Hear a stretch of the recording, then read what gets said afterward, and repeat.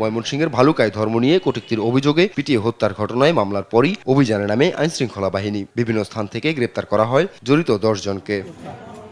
শনিবার সংবাদ সম্মেলনে র্যাব 14 এর পরিচালক নাইমুল হাসান বলেন, ভিডিও ফুটেজ দেখে জড়িতদের শনাক্ত করে গ্রেপ্তার করা হয়েছে। কারখানার ভেতর থেকে দীপু দাসকে উত্তেজিত জনতার হাতে তুলে দেয় পাইওনিয়ার নেটওয়ার্কসের ম্যানেজার ও ফ্লোর ইনচার্জকেও গ্রেপ্তার করা হয়। বর্ণিত ঘটনার সাথে জড়িত থাকার অভিযোগে অদ্য 20 ডিসেম্বর 2025 খ্রিস্টাব্দ আনুমানিক রাত 3 ঘটিকায় ময়মনসিংহ জেলার ভালুকা থানাধীন স্কয়ার মাস্টারবাড়ি এলাকায় অভিযান পরিচালনা করে অভিযুক্ত এক মোহাম্মদ লিমন সরকার, মোহাম্মদ তারেক হোসেন, মোহাম্মদ মানিক মিয়া, মোহাম্মদ ইরশাদ আলী, নিজুমউদ্দিন, আলমগীর হোসেন, মোহাম্মদ মিরাজ হোসেন আকন সহ মোট 7 জনকে গ্রেপ্তার করতে সক্ষম হয়।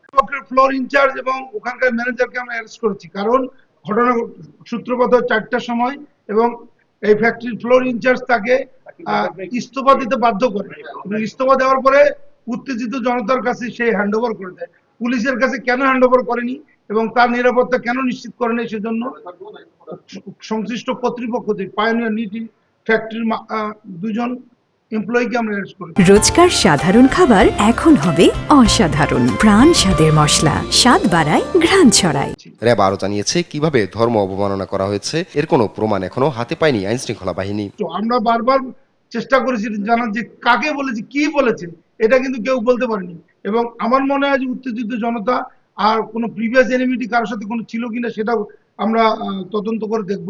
এর আগে বৃহস্পতিবার রাতে ধর্ম অবমাননার অভিযোগ তুলে ভালুকার জমির দিয়া পায়োনিয়ার নেটওয়ার্কস বিডি লিমিটেড কোম্পানির শ্রমিক দীপু চন্দ্র দাসকে উত্তেজিত জনতার হাতে তুলে দেওয়া হয়। সেখানে পিটিয়ে হত্যা করা হয় তাকে। এমন নৃশংসতার দৃষ্টান্তমূলক বিচার দাবি স্বজনদের।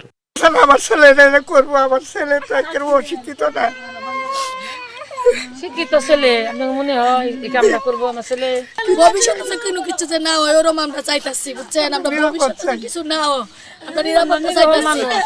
আমরা নিরহ মানুষ, আঙ্গুর কিছুই নাই, আমরা কিচ্ছু করতে পারবো না। তার জন্য আমরা এটার বিচারও চাইতাছি, নিরাপত্তাও আমরা চাইতাছি।